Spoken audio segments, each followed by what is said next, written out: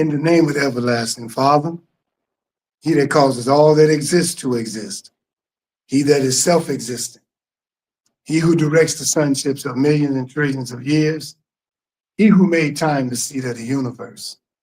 He's known among the ancient Kemites or Egyptians as Amun-Ra and Aten, among the Hebrews as Ansob, Yahweh, Elohim, among the Christians as Lord, God, Jehovah, among the Muslims as Allah, the one God, among the Rastafarians as Jah, Rastafari, among the Yoruba tribe as Olodumare, Obatala, and many other Orisha gods. But I bear witness that all of those names refer to the same one, Almighty God. And it is to him whom I give reverence and to whom I submit. I boldly proclaim that we, those children of those Black men and women who survived the transatlantic slave trade, are that lost 13th tribe born here in North America, and that we are of a Nubian Kemetic lineage. I further proclaim that the blood of all the nations of the world flow through our veins. I greet you all in the ancient but yet holy words of peace, in the languages of our fathers, of Hotep, Shalom, Assalamu alaikum, Abarigani, Lafia, and Ashe. All greeting words and salutations of peace in the many different languages of our fathers. I greet you in peace. Welcome, welcome again to part 2 of Resurrection Sunday. If you weren't here with us this Sunday, then you will probably have to go back and check out that video, because this is part 2 of Resurrection Sunday.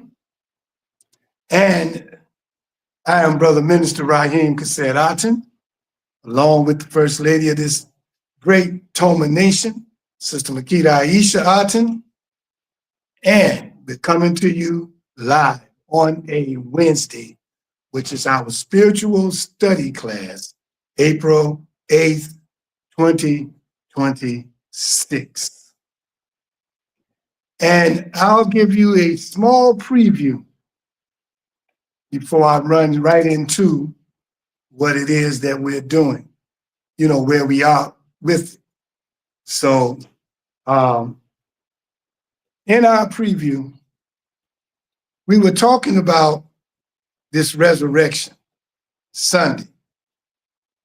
In Toma, as I said before, we do believe in Jesus Christ. We believe that 2,000 years ago, a man was born in this world who maybe not necessarily, because we read both Bible and Quran, the Quran don't want to call him a son of God.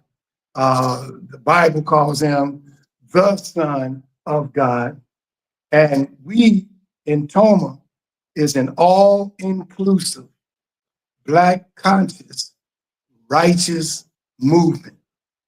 Now, when we say all-inclusive, we're saying that we do not just study one person's religion or denomination. We have the Baptists, we have the Sanctified Church of God in Christ, we have the Hebrews, we have the Moorish Science Temple of America, and we have many, many other persuasions, Pan-Africanists and whatnot, nationalists. Well, the Temple of Mercy Association being all-inclusive, we're saying and letting you know that we study all of those named persuasions. Every last one.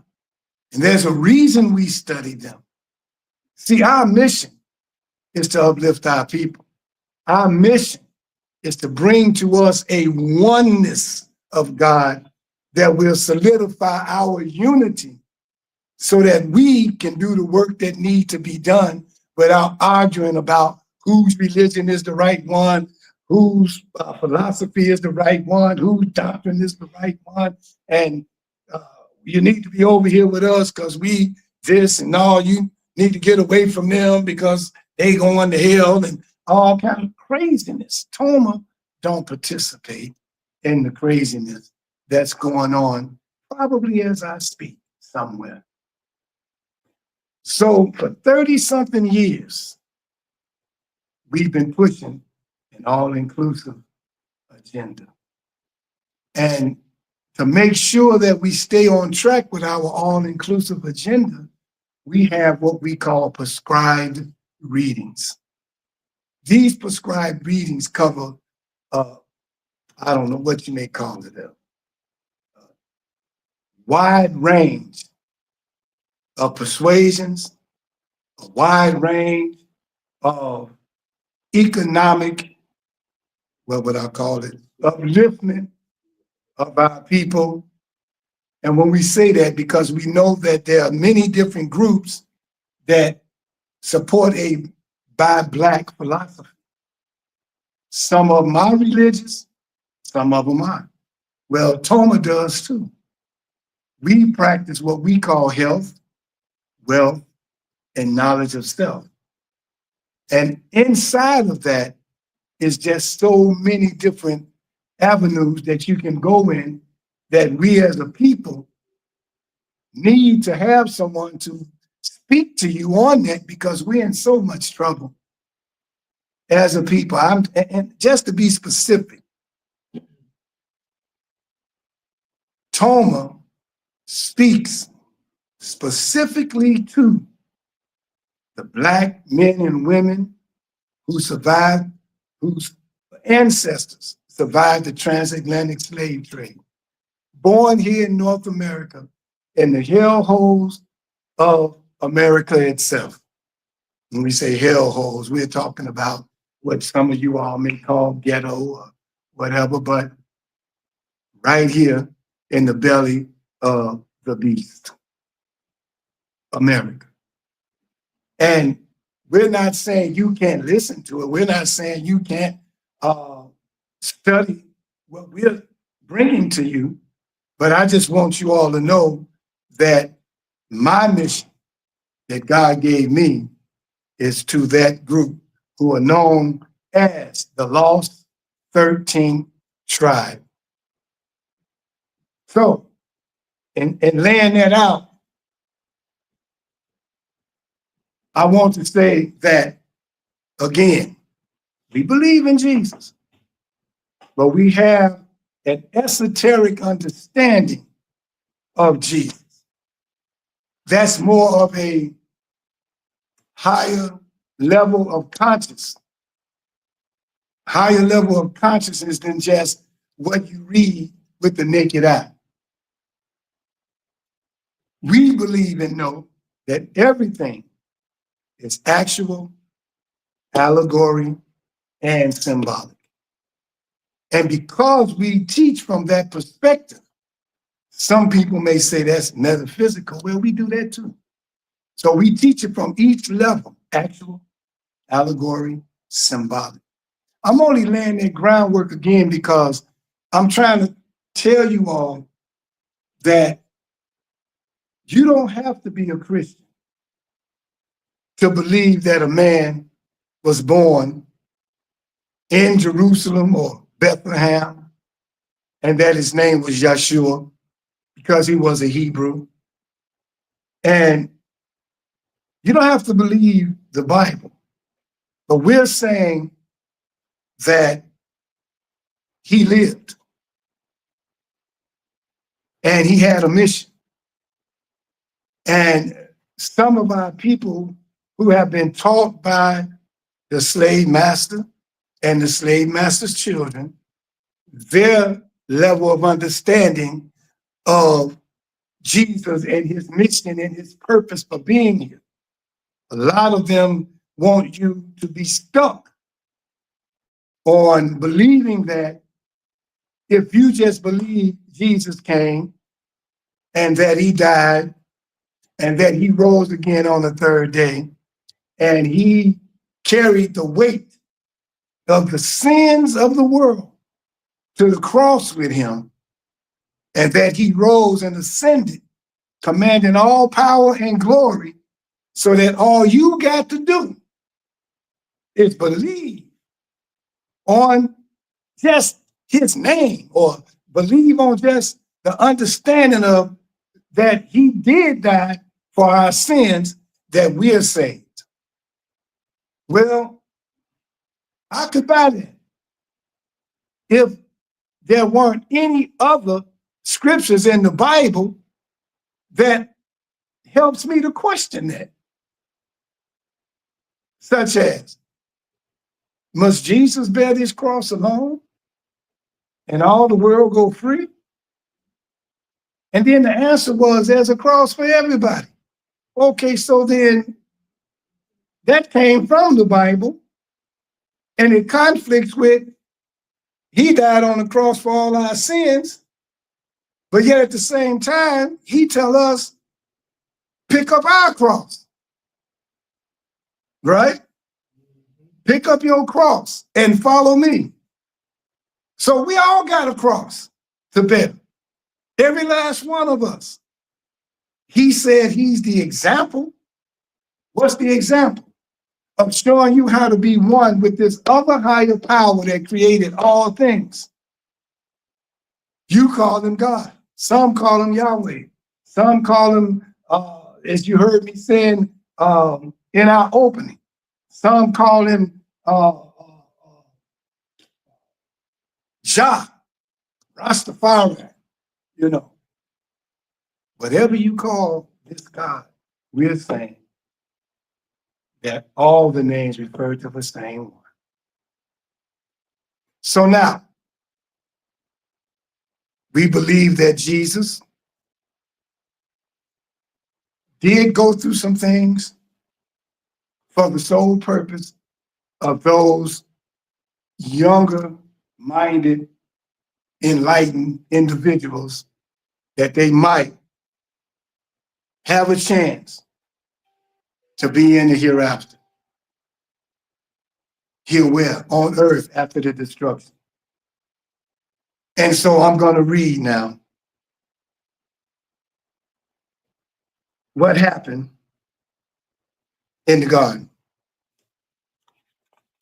And what I'm going to do is just a little preview, where I put a few little dashes here, where at this Passover, he told them, the disciples, at the Passover, that he would be betrayed by one of the 12.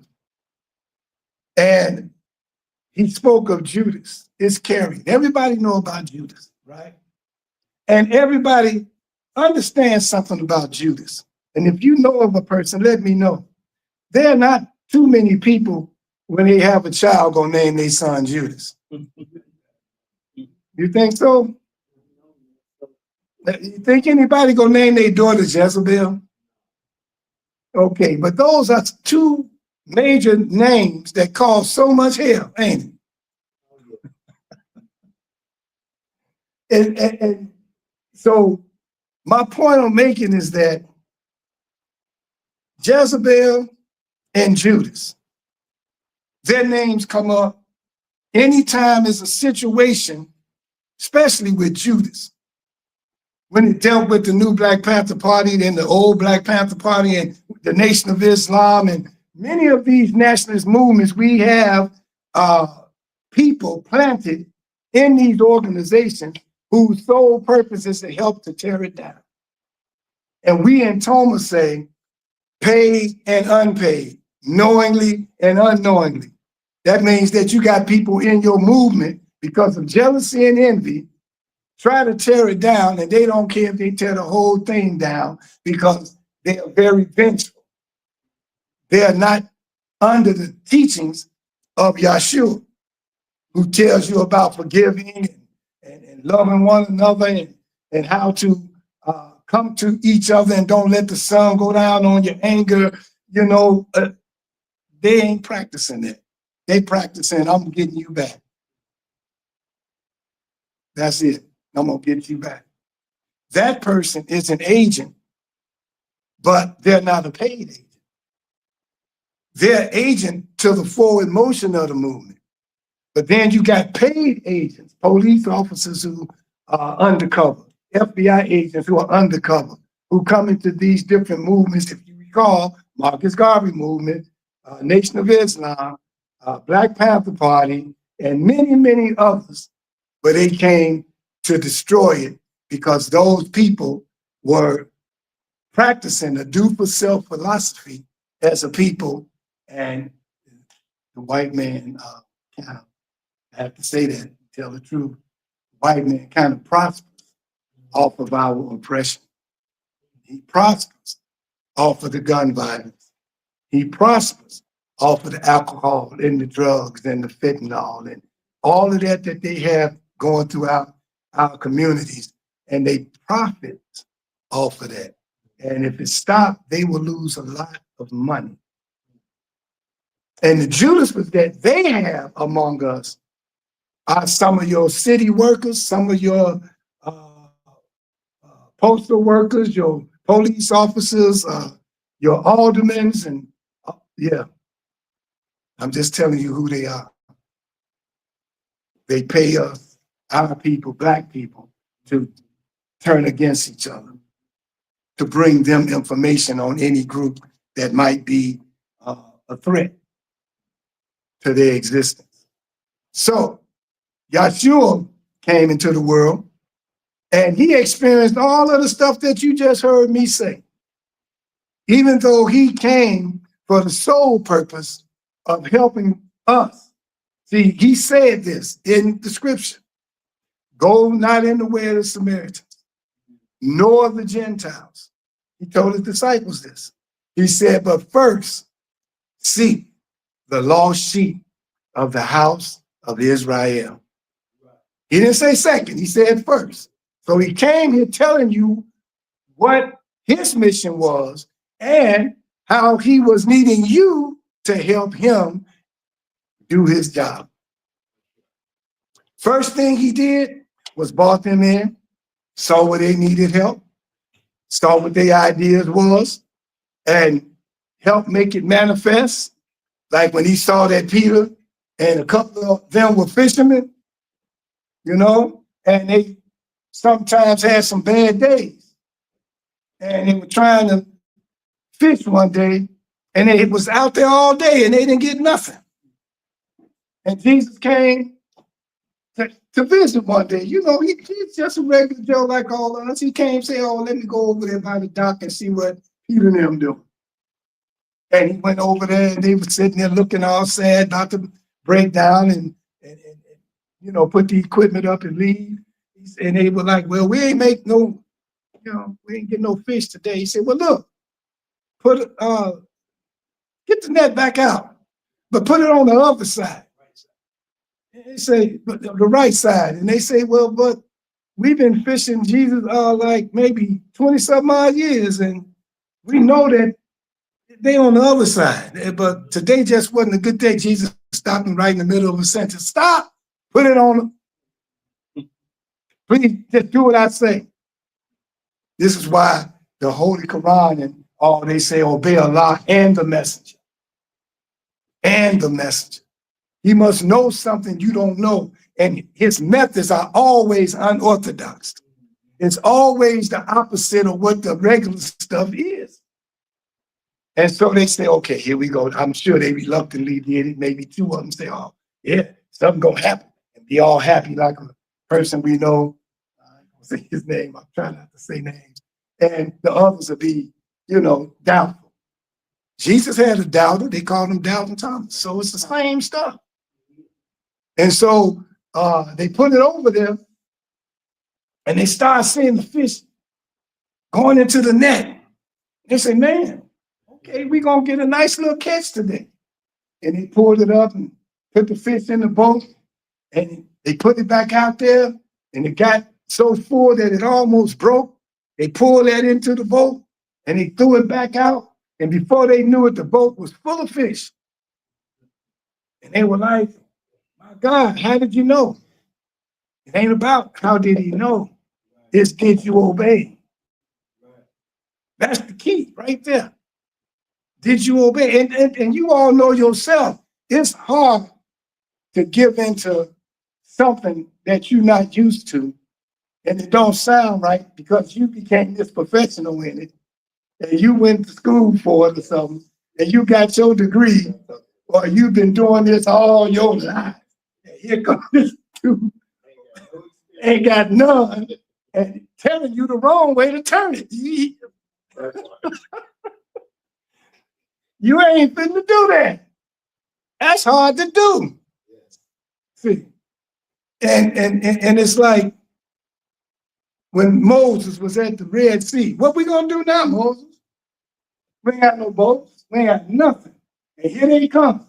Oh my God, we ain't got enough weapons to fight. What's gonna happen? And here comes this cloud of fire standing between his group and the enemy. So they couldn't get by. These same people, y'all, whether it was Jesus' people seeing all the miracles he did, or whether they saw all the miracles Moses did, these same people, most of them couldn't get nowhere because they didn't understand that the way God do things ain't gonna never look like the way the devil do it. Nothing. And you got to get in line and readjusted to that type of a lifestyle. Because if you're going to be about God and God's righteousness, you got to do stuff opposite of this world. See, if you quick to get upset and all, you know, well, who else? That's the world, ain't it? Yeah.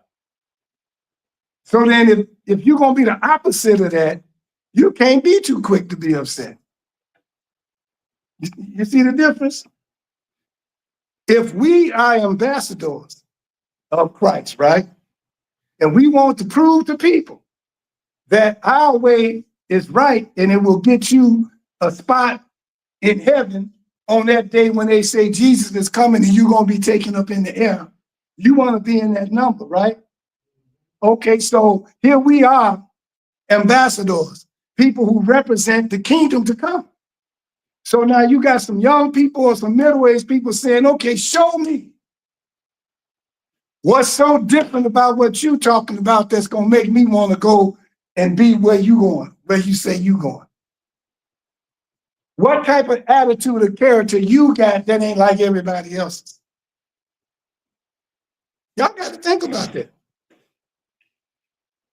It's almost similar to this, and I'm going to go try to get to this party. I might not get to it tonight, but it's almost like this. There's a wise man and there's a foolish man. The wise man walking down the road one day. A foolish man jumps out the bushes and jumps on them. They get to fight. And I mean, they're getting down. People was hearing about it. They all came to see it. It was one big problem with that. You know what it was? They couldn't see which one was the wise man and which one was the foolish. That's the same way about righteous and unrighteous. What can you do, or what could he have done that would have been different, that would say that, oh, that's them holy people over there. See what I mean? I'll give you another one. Last one. Bruce Lee. Bruce Lee already knew who he was. You're supposed to know who you are. Do you know who you are in your relationship with God? Do you know who you are in your relationship to knowing how to make contact with this God? One of the ways is to first know that you are God. That's the first way. In other words, it's like one of the ways to know you can get in contact with somebody is you need a telephone. Right? I'm saying, y'all see what I'm saying? Yeah. So now you got to know. If you don't know how to get in contact with that entity, you lost already. So here we go with being this ambassador, knowing that we are God's. entombed in Psalms 82:6. This is Jesus said, "Ye are gods, all of you are children of the Most High." Now here's the first part here. If we're children of the Most High, and we are descendants of the true Israelites who were black, right? And Jesus told the Israelites, don't go to the Samaritans or the Gentiles, but first go among us and get us right. That's what he said. And then they came to Yeshua and said, teach us how to pray. And he said, our Father. Oh, so now we getting another connection here. That we this chosen people, the lost 13 tribes, and he said, our Father, which is on high, in a heavenly place, a heavenly spot. Then in another part, it says, and I think Brother Ken might know what that said, not only are we heirs, but joint heirs to the throne. So again, it's teaching us. See, the preachers and all don't want to make those kind of connections because they want, I hate to say it this way, but it's true. They want Jesus to stand all by himself for themselves. Y'all get that? Yeah. And that's the problem. But if Jesus didn't teach like that. Jesus walked among them. Jesus, when he came to a party, he was walking among them. He didn't go where the Pharisees was. He said, why? Because it's the sick that need the doctor. He said, the greatest among you is the servant. He's trying to show you how to act.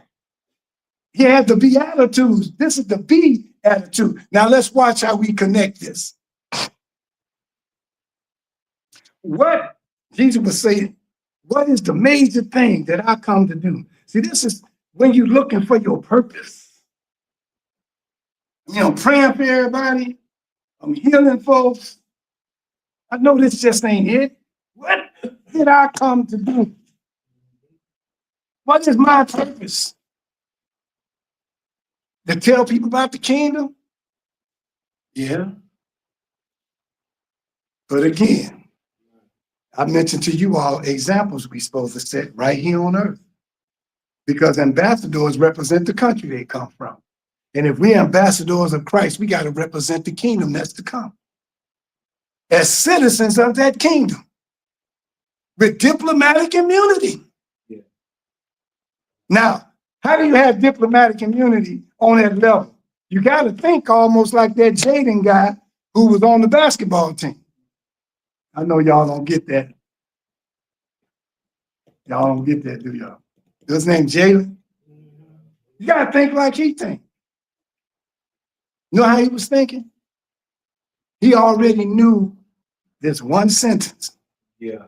My kingdom is not of this world. Right. An ambassador know that when they come over here and they say, my country is not over here. I represent London. He's saying my kingdom is not of this world. In my kingdom, this is not tolerated. This ain't tolerated. This ain't tolerated. I'm representing that.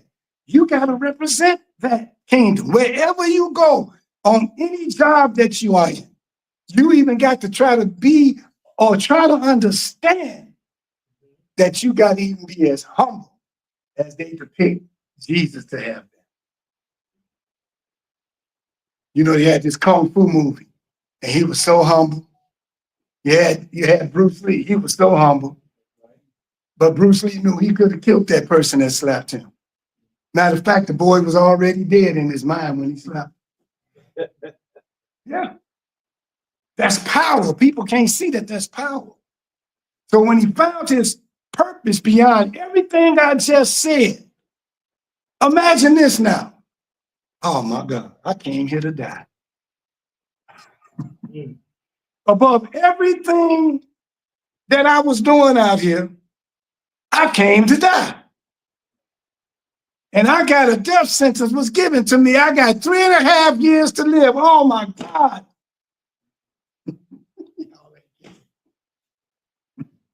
Ain't that what happened? He had a death sentence attached to him. He had 3.5 years to live. He found that out. What can I do in 3.5 years to make sure that these people know who I am and the route that they're going to have to go to see this person that I told them when they asked me, teach us how to pray? I said, our Father. I just told them that my Father and they are one with my Father. I said our. I didn't say mine. So now here I am. I got 3.5 years to live.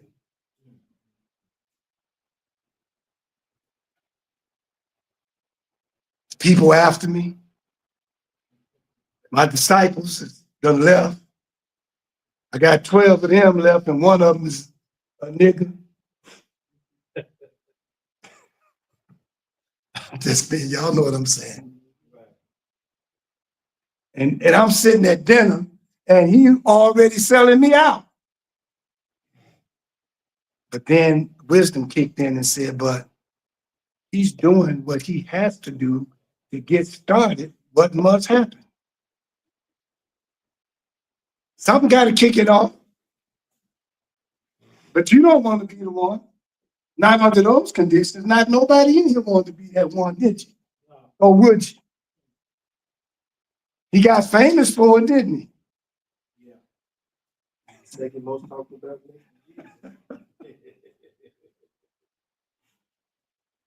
And so, now that he knows that that's his mission, he knows that every step he made, every move he made, he's moving toward that death sentence being met.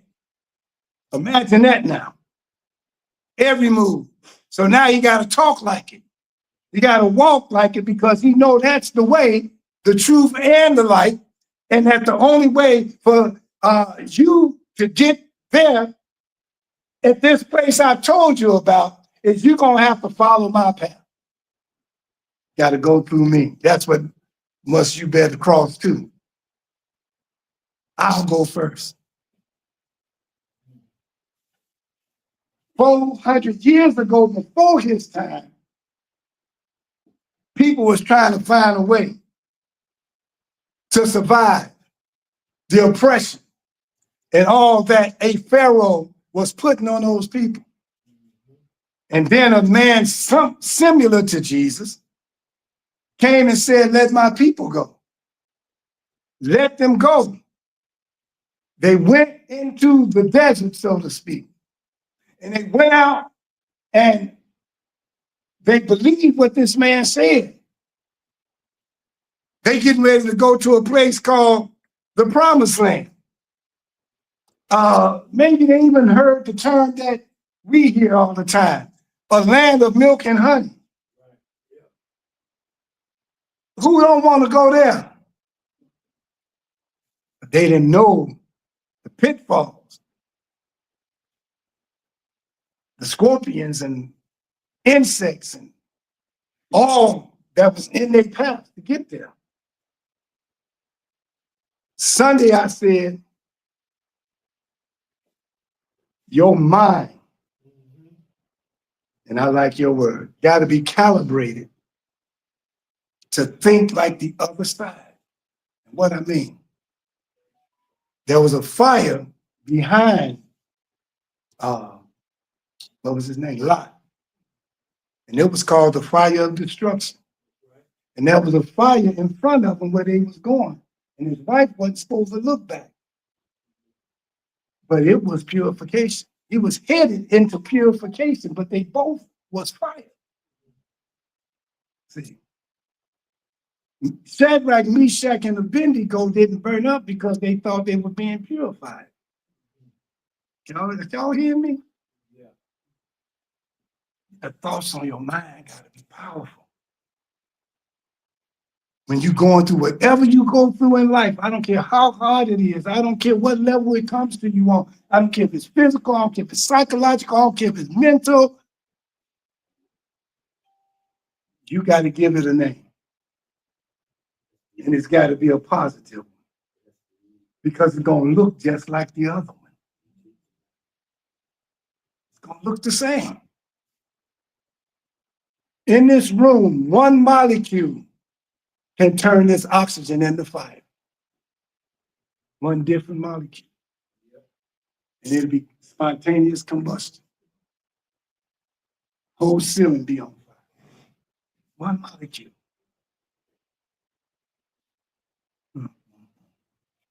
I didn't even get to this, did I? I'm trying to tell you Jesus. And I'm trying to tell us as being gods. He said we're gods. This is a conversation of gods. People who now know that they are God, but we weren't living up to the potential of a God. You can walk around and know you God, just like that duck. I mean, that eagle was walking among the ducks and could fly, but didn't know it. Just running around quacking. But when he came unto his own, and when he came unto himself, y'all getting it? Yeah. So if you're a child of God, you got to start acting like one. And just like Jesus, y'all going to have to go back to the other lecture here now, the one from Sunday. Just like Jesus knew who his father was, not his stepfather, not Joseph, but he knew who his father was, and he knew where his father was. He wasn't walking around there, didn't know. He knew where he was. He even told you. He said, you, my brothers and my sisters, our Father is in heaven. Where's that, Jesus? Well, first, he's in your head. Let me in your head and let me move around in there and show you some stuff. Just follow me. And then you're going to find out that within your body is 7 lights or 7 energy centers that will connect you to heaven. That's right. That will connect you to heaven. Now you'll find a person who knows exactly what I know and go to hell with the same 7 energy centers. Did y'all know that? Yeah. It's just like the fire. What do you call this fire? What do you call these 7 lights? How are you receiving it? Right. See. And so, let me read now. I'm going to get a little bit out because it's almost time to go.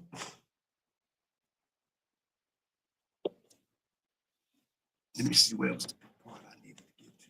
Give me 1 second. Here we go. Jesus in the garden. He knew he had to die. He was on his way to his death. But he had to be calm. He had to be calm because he had some people watching him. That's right. He had to show them how to face death. He had to let them know that in facing death, it's not your average type of death because you're facing death in representing a higher power that created everything. Right. So earthly, he told his disciples, we're going into this garden, they coming to get me, pick up these weapons. That's earthly. Because later on he said, my Father can send legions in this garden and tear all this up. Right. As you can see, he was vacillating between the spiritual man and the physical. Now let's go there. Look in your Bible, Luke 22, 36, 38. He said unto them before they got to the garden, this right before they went to the garden. He says, now he that has a purse, he say, anybody that got some money, let him take it, and likewise his script. And he that has no sword, let him sell his garment and buy one. For I say unto you, that this that is written must yet be accomplished in me. He knew his purpose. Everybody got to know their purpose. He said, we getting ready to do what I came here to do. But I need you all to be ready. It's a whole lot of stuff he didn't know. A lot of things Jesus did was like spur of the moment. He told them to gun up. But then when one of the guys used one of the weapons, he said, oh, no. Automatically. No. Because things was being revealed to him as it was taking place. All the stuff that was taking place was being revealed to him as he was going toward it. See, because before he got there, he thinking like everybody else.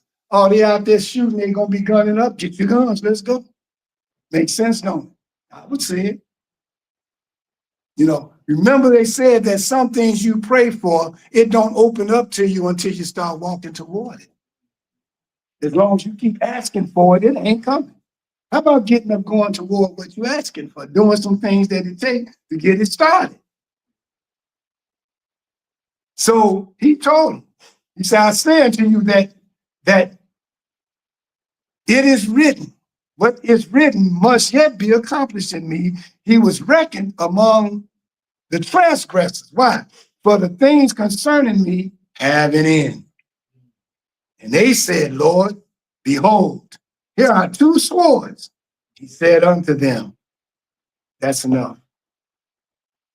We're going to get these two swords and we're going to go whoop these people. Now he got into the garden. He had a strategy. 8 disciples sit over here. 3 disciples go with me. Peter, James, and John. Y'all go with me. I want the 8 to stay over here and watch that. That's security. Supposed to be security. But you know how some of our people lack in security. They be there, but they're not there. So here's what happens now. You're in the garden.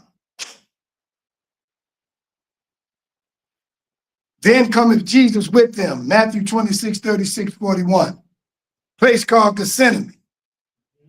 He said unto the disciples, sit ye here while I go and pray yonder. He found out that I'm in a garden of Gethsemane. Right. It was another person in a garden that conflict took place. His name was Adam. Yeah. And then he thought about, say, my God, is that why my mama kept calling me the second Adam? No, he was called the second Adam. Yeah, he was. So the first Adam in a garden with conflict. The second Adam back in a garden where conflict took place. Y'all better think about this. And so he began to be sorrowful, very heavy hearted. Then said he unto them, my soul is exceedingly sorrowful. Again in Matthew 26, 36, 41. Even unto death. Wait here, watch with me. Jesus, I know you ain't scared. What do you mean, wait here, watch with me? That's right.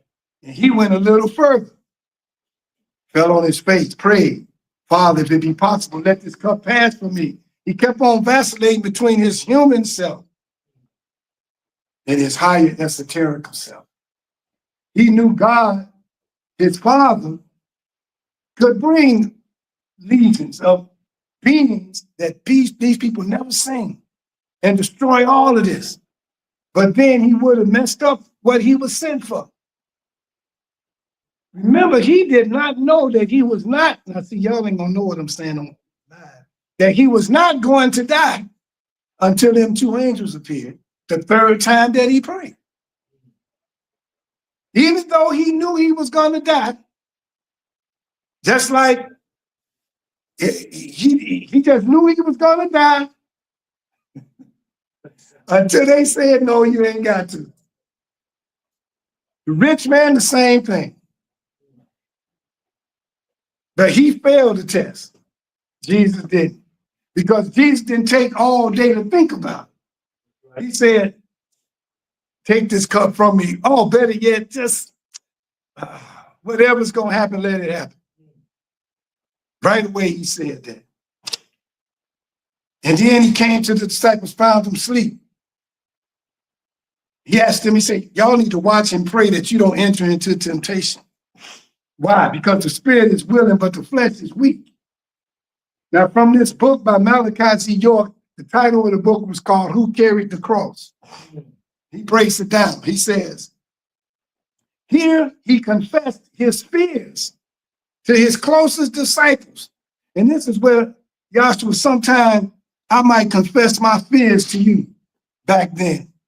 And you know how that feel when your leader, who you think got all the answers, coming to you, showing his weakness.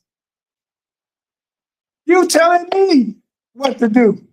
You showing me miracles. Now here you over here. Right. Telling me how sorrowful you are.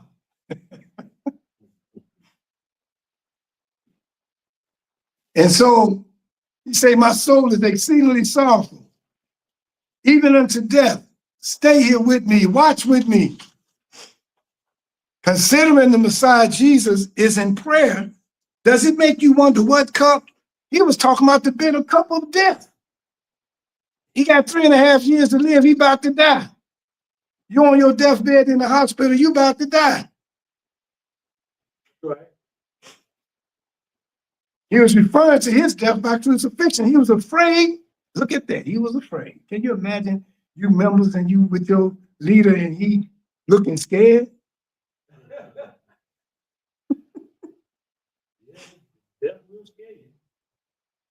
He didn't want to die that horrifying death of crucifixion. In other words, the cup of death was to pass, though, into the hands of the one who betrayed him. Same way again, back during the time of Moses. Right. Said, if you say one more thing against my people, it's going to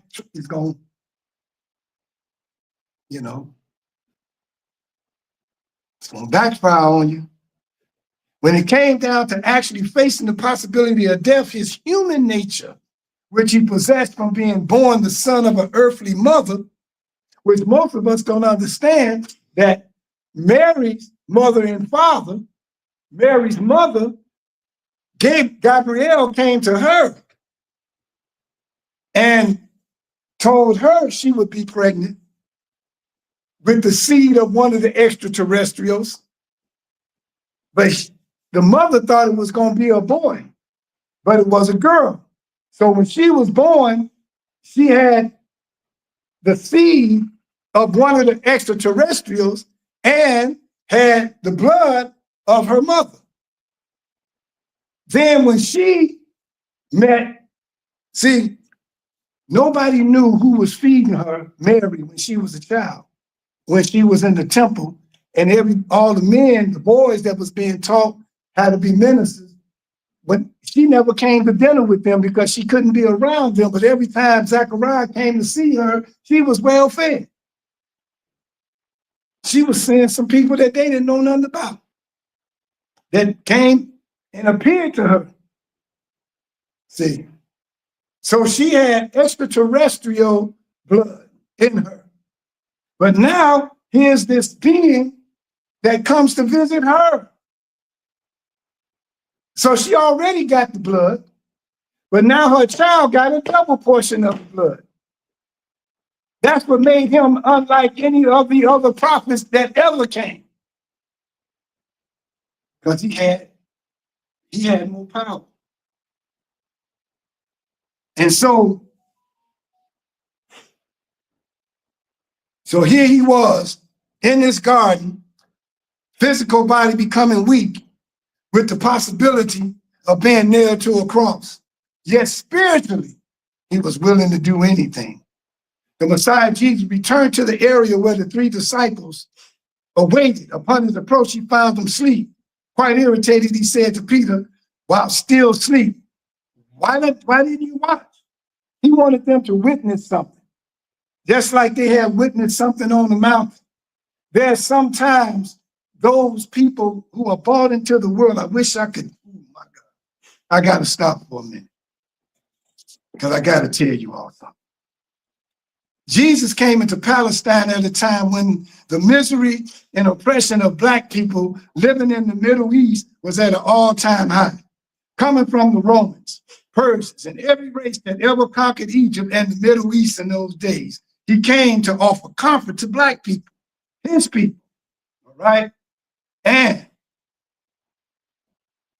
even though one thing he did not come to do was start a religion or to be worshiped, the first lesson he taught was that true love is mind and heart unity. True or divine love happens only when two or more people unite in mind and heart as one. There's no other kind of real love. That means we got to be on one accord. Any other kind is material or physical. Now here's the part. Every person born on earth is born with two types of minds, a conscious and a subconscious mind. The subconscious mind is called ancestral memory by our people, and it's called the collective unconscious by modern psychiatrists, all right? True subconscious memory is a gift from our ancestors. It's a record of the lives of our ancestors going back to the beginning of the universe. In the case of white people, their gift of ancestral memory or their collective subconscious only goes back 6,000 years to their beginning point. This subconscious mind or ancestral memory is always subconscious in each individual. All of us got the subconscious mind, but on the other hand, it's always conscious in the 24 elders. Y'all know about the 24 elders, right? 24 scientists, who are the conscious mind of the nation, or the custodians of eternal consciousness. But it is always unconscious, subconscious in individuals. In other words, you ain't walking around with it up front. You're walking around conscious. Your subconscious ain't in the front. He said it was the subconscious mind when it entered the individual's mind at conception, and it remains subconscious until it is kindled. Now, it so happens that there are people born and are said to have had a gift of the ancestral memory called the mind of God. It comes directly from the 24 elders. When every individual is born on earth, the elders send this incarnation of mind or the mind of God into that person by detaching it from themselves.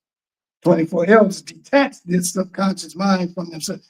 When you hear me say, the great mind gave all of us a part of its mind, right? That's what that means. Okay, so now, every individual is born on earth.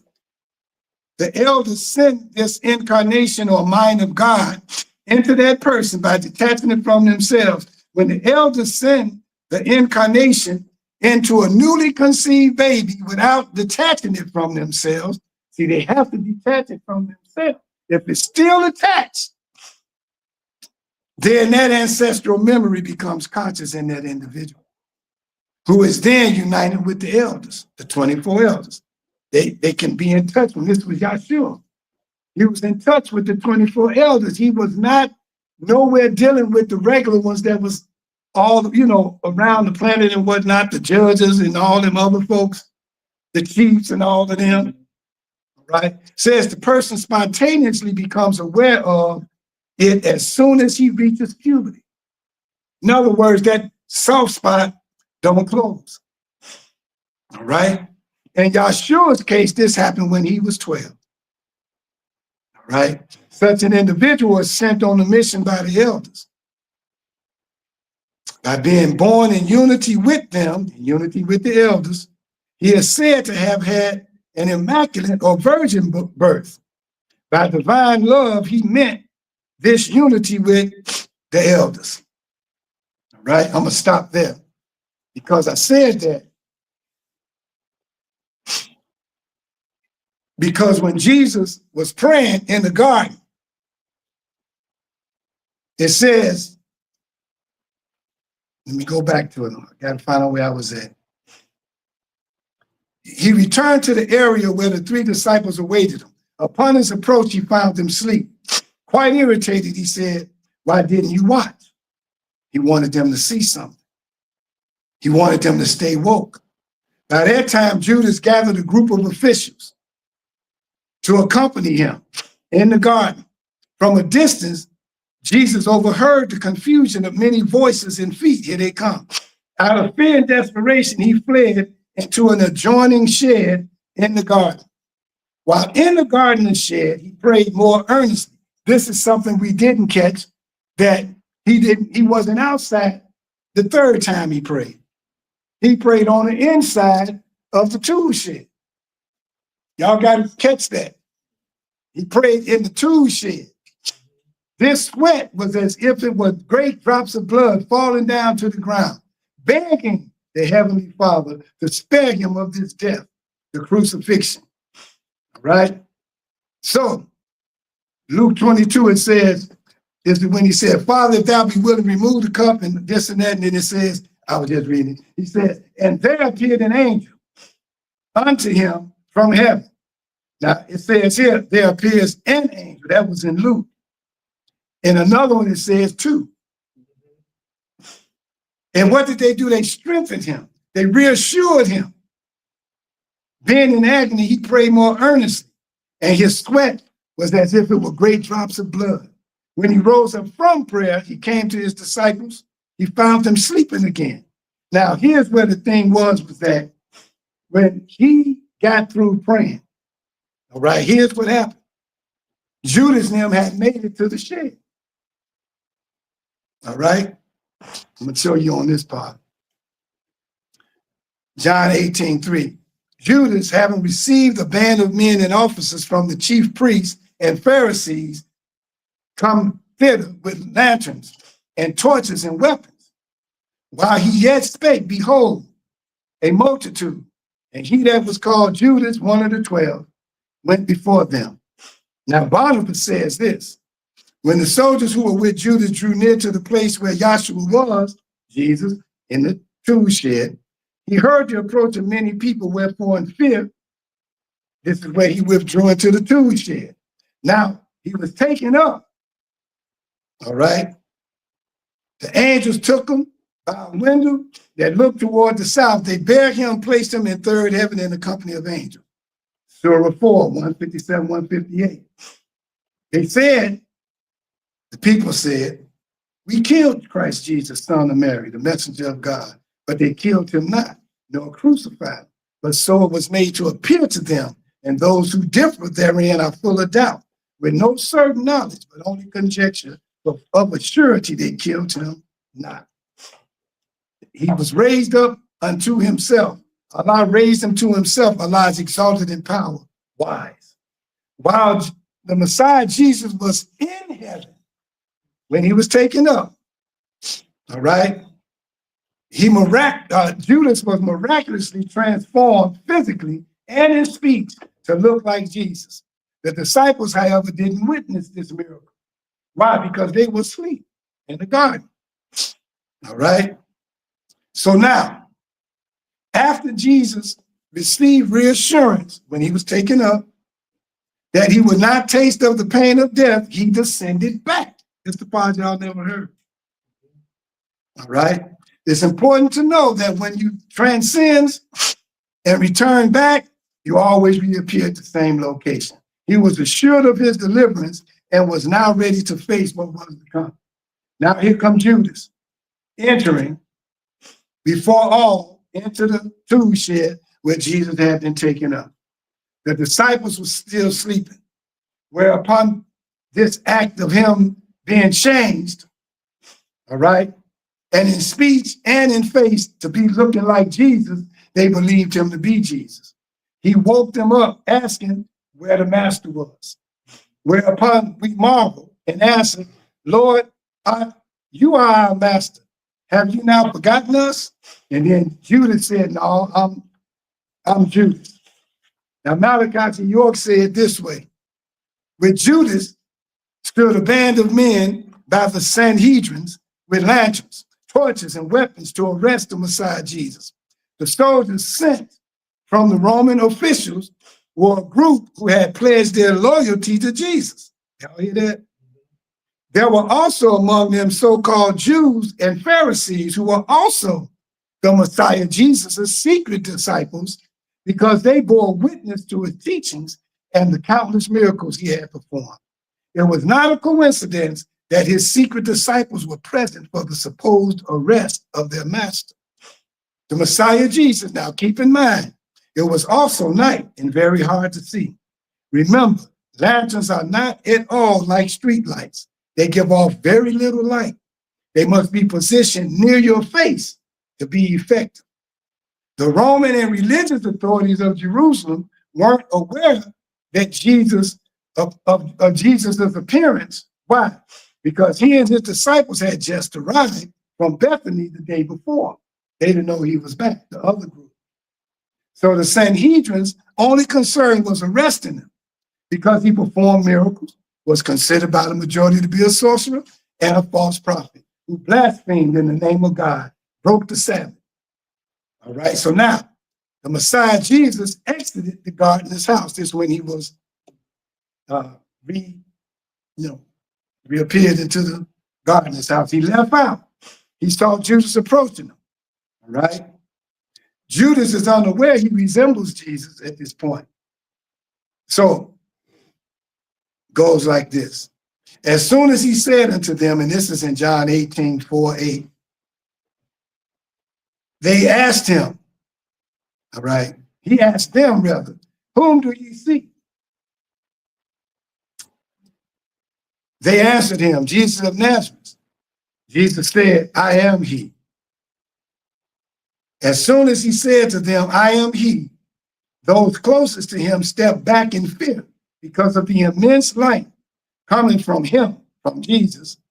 And as they turned to run away, they awkwardly collided into the rest of the men, and they fell to the ground in fear with lanterns in their hands. From this point on, they knew he was the anointed one. Then Jesus said to them, after he said, I am here, they went backwards, they fell to the ground. Then in John 18:7-9, he asked them again, whom seek ye? And they said, Jesus of Nazareth. Jesus answered, I told you I am he. Well, speaking of the disciples, the Messiah Jesus did not want his disciples injured, so he requested that they go free. At this point, Judas and the soldiers returned to their feet. They got up. When they got up, Simon Peter, having a sword, drew it, smote the high priest's servant, cut off his right ear. The servant's name was Malchus. Then said Jesus unto Peter, put up your sword. The cup which my Father has given me, shall I not drink it? So all the soldiers turned to Judas because they no longer wanted to arrest Jesus. His divinity was confirmed through his actions. And when Judas realized he was going to be seized, a fight broke out. Jesus knew Judas had been transformed to resemble him. And thus, if brought in front of the authorities, there would be no question as to whether they had apprehended the right man. Jesus took this time to escape. He fled toward the gardener's shed. At the same time, his disciples fled. Mark 14:50, while running, one of the soldiers grabbed hold of the Messiah Jesus' robe, a cloth that he had draped around him, and he continued to run, left the robe behind, fled naked to the gardener's shed. Jesus remained in the shed for 3 days and did not make himself public. John 20:14. This same cloth that was stripped from Jesus when he fled was put on Judas. Got 10 minutes. During the trial, now he's going to trial. Jesus done been taken back up to what they call third heaven, the third level on the ship. Third floor. It had 7 floors. He was on the 3rd floor, probably in the control room, watching the whole thing. So they took him to Pilate. They beat him first. Y'all know that, right? They entered into the judgment hall. They called Jesus and said, "Art thou the king of the Jews?" That wasn't Jesus. So Jesus / Judas. Jesus / Judas answered them, saying, "Sayest thou this thing of thyself, or did somebody else tell you?" Pilate said, "Am I a Jew? Thine own nation and the chief priests have delivered thee unto me. What hast thou done?" Jesus / Pilate said, "My kingdom is not of this world. If my kingdom were of this world, then would my servants fight, that I should not be delivered to the Jews. But now is my kingdom not from hence." Words of Malachi York about what we just read. Pontius Pilate, Roman, was not convinced, and he didn't want the blood of an innocent man on his soul, so he again decided to reason with Judas. He asked him, "Are you the Judahites' king?" Judas knew he wasn't Jesus, so this is why he said, "It is you yourself who say that." So I ain't saying that, you saying this. Pilate then responded, "Am I a Jew?" What we just read. "Your own people and the chief priest delivered you to me. What have you done?" Jesus answered, "My kingdom is not of this world. If my kingdom were of this world, then would my servants fight, that I should not be delivered to you." Judas meant that if he was king, they would not be doing this to him. So Pilate again asked, "Then are you the king?" Judas says, "Yeah, if you say it, if you say I'm king, yeah." Then he said, "I was born, I came into the world for one purpose, that is to testify of the fact, like any other Israelite. They all testifies of the law of Moses." Judas still thought what he had done was right, turning Jesus in. He believed in his heart he was protecting the covenant of Jacob. Pilate asked Judas, "What are your facts?" At this point, Pilate did not want an answer. He walked out to the Judahites and said to them, "I can't find in him anything wrong." That's when they turned him over to the other group. Y'all know the whole story. There's some more now. It's time for me to get out of here. I'm going to read this. John 12, 46, 49. This is Jesus again. Well, I ain't going to go there. When you read the Bible, I want to say this for all you all too, because I ain't going to go there. Because what I'm going to do from that point is talk about when Judas hung himself Sunday and how they moved the body, the whole 9 yards, to show you all, after you listen to my lecture Sunday, how Jesus didn't die on the cross, but it was Judas that died. Because that same process, that when you decide that you're going to put some sort of wicked, whatever it is, on a person of God, that's why they say, watch what you say and watch what you do. You might be entertaining angels unaware. It usually backfires on you. You get it. The children of the Egyptians and all, their first son died. But all of those who believed in the Lamb and the blood of the Lamb on their doorposts, the life of Christ on their doorposts, they survived. That's what the blood is, the life, right?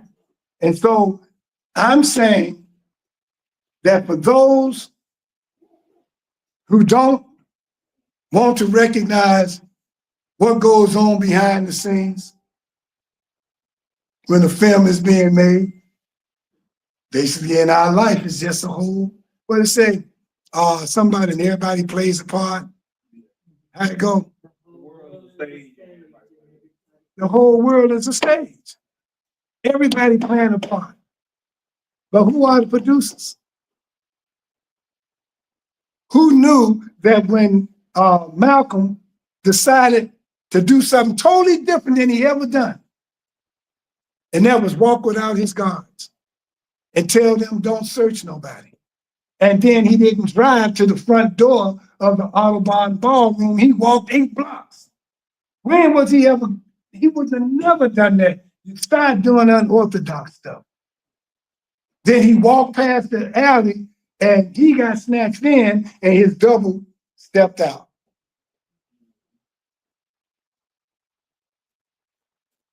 Abernathy himself being interviewed by T.I. during January on one of his shows. He was talking and saying on the night before that happened, that's exactly what I said to y'all. Said that Martin Luther King was very playful. He said they were all in the room and they was laughing and joking and pillow fighting. Y'all heard me say that, didn't y'all? He said, but for some reason, he stopped joking and put everybody out. Now, he didn't know this part, because this ain't given to everybody. But when they left out, someone stepped in. Similar to those two angels that spoke to Jesus and told him it's going to be okay. You ain't going to suffer this, but the world has to see it like that so that they can know if it means death, you're going to stand up for what is right, no matter what. But you got to believe that if you lay down your life, you can pick it up again. So now, when they did the autopsy of Malcolm X, they said his insides were so clean, as if a person who never had eaten anything. How is that? Then he put a glass over him. Wasn't no glass over Jesse.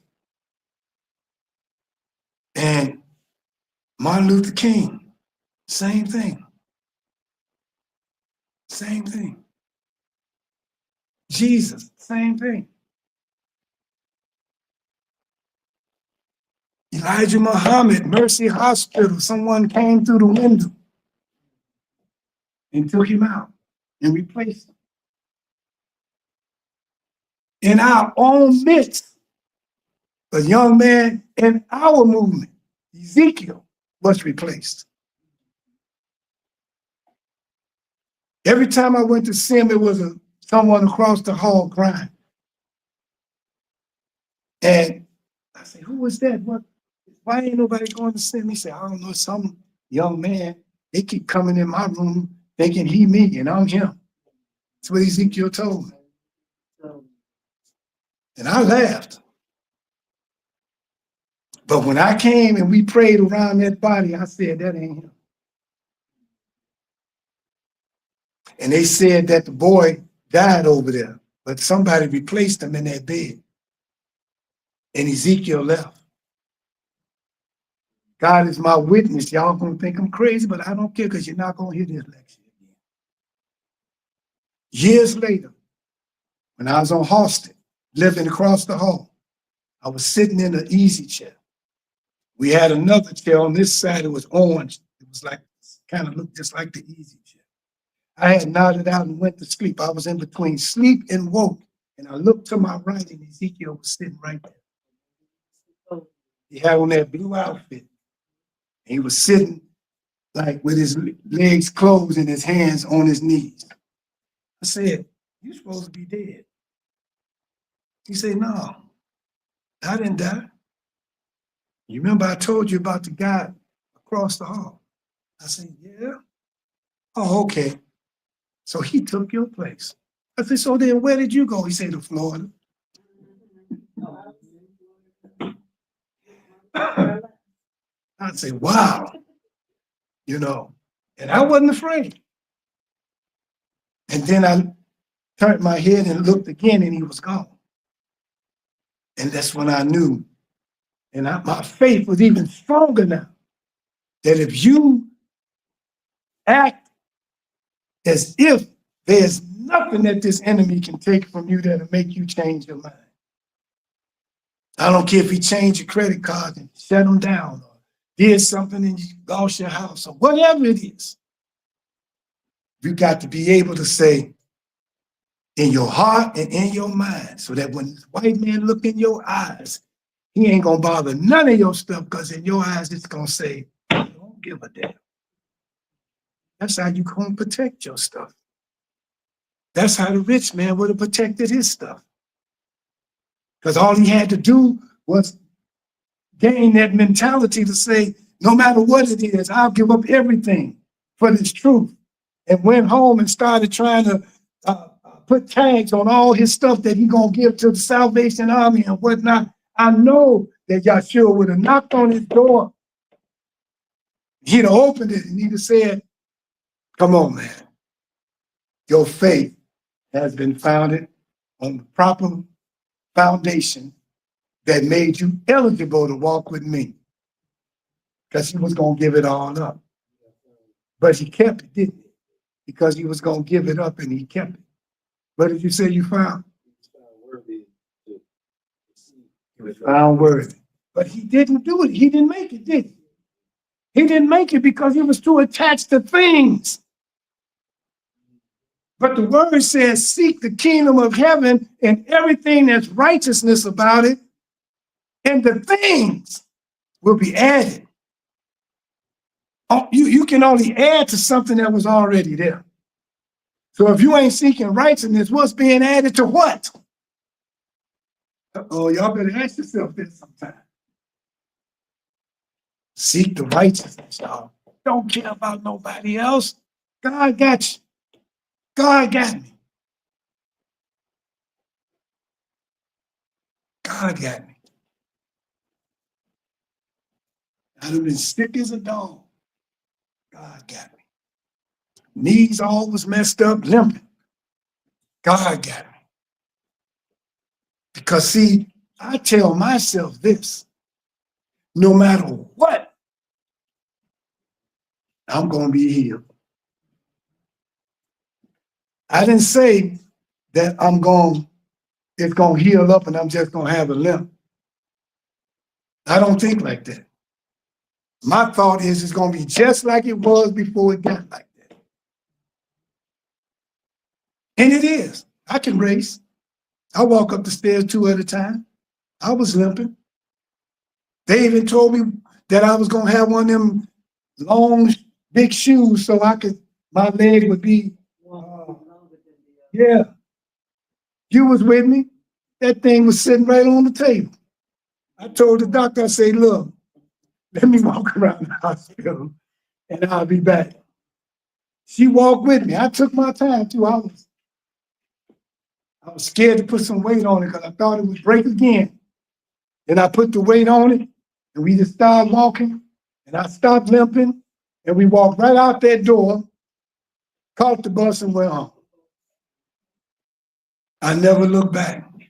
Brother and sister, understand this. Your mind got to be stronger than your ailment. I destroyed the tendons in my foot. Not pulled them. Destroyed them, they said. That means I didn't have any more. I don't know how they got back, but I do know that I never said that I was not going to make it. The more people told me I wasn't going to make it, the more I say, watch. We were talking, I think, in one of our scriptures and all about whatever we conceive in our heart and mind, we can achieve.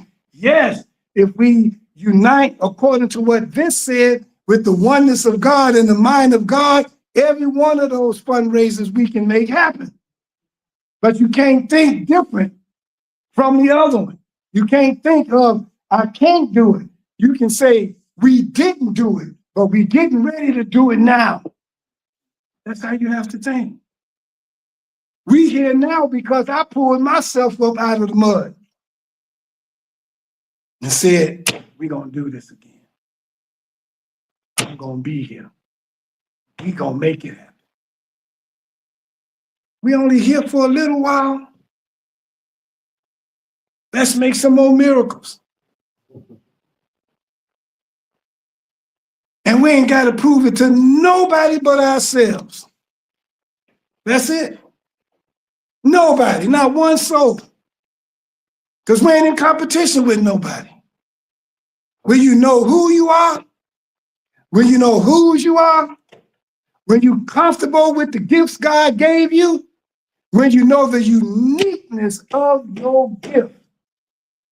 Can't nobody match it. Nobody. Saxophone players run rings around me that I know of. But yet, for some strange reason, one of them hollered out one day, "Who is this?" Called me a name. Say, "Here he come." He the only that when I'm on stage playing, my fans call his name. That's what he said. I got people walking, trombone players walking off the stage, guitar players walking off the stage, everybody walking off the stage, all in order. I started walking off the stage in 1976. And wasn't nobody doing, not even Grover. Hell, Grover didn't do it at all, ever. Yes, sir. Time to go. I'm going to do it right now. So what I'm saying is,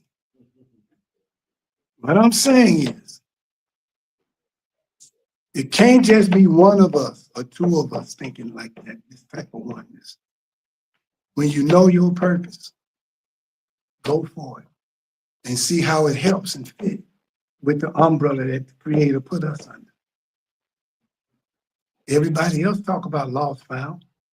Everybody else talk about the second resurrection, in their movement and all of that. Well, we on that same road right now of a resurrection.